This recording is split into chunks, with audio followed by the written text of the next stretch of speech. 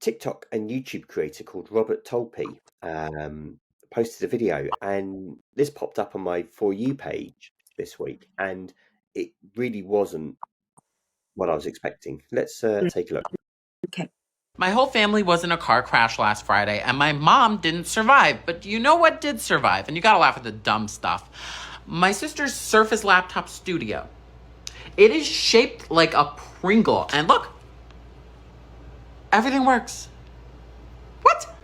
Yeah, so as I said, you weren't expecting it to go that way. This has been seen 14 million times on Robert's TikTok um, alone. Some people making a bit light of it, some users saying, "Going to buy a Surface Laptop Studio, great review, convinced me." He was asked in the comments on TikTok, how you doing? And he says, doing as well as I can be given the circumstances.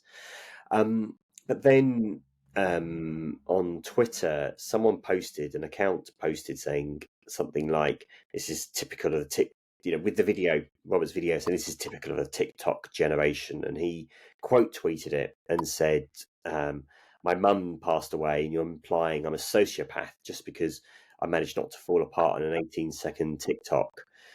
That you'd use this video of an autistic man processing grief differently to slander an entire generation speaks to your own lack of compassion and empathy." Which is amazingly kind of like, articulate, eloquent as well, especially at such a difficult time. And he makes a really good point. Everyone processes grief differently. And he's also pointing out that he's autistic, so he's going to be processing his grief, as personal as it is, in a different way to say the next person would be, or you and I would. It is strange. It's an odd watch, as you say. You were surprised by it. It's the oddest kind of laptop review you would ever see. But I don't. But yeah, he's had this kind of this backlash to it as well. And I just think that we always have to remember that with social media, you don't get to see the whole picture, and there needs to be a bit more empathy kind of built into what's like how people are processing things on a subjective level and not just looking at things objectively. And by all accounts, his mother was a wonderful mum, a wonderful woman.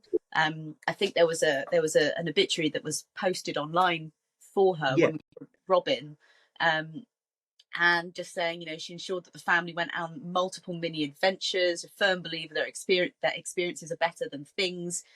She enjoyed camping, sewing, knitting, entertaining. This is a young guy who, I think you said he's pretty got quite a big following already on his socials anyway. So this wasn't his first foray into it.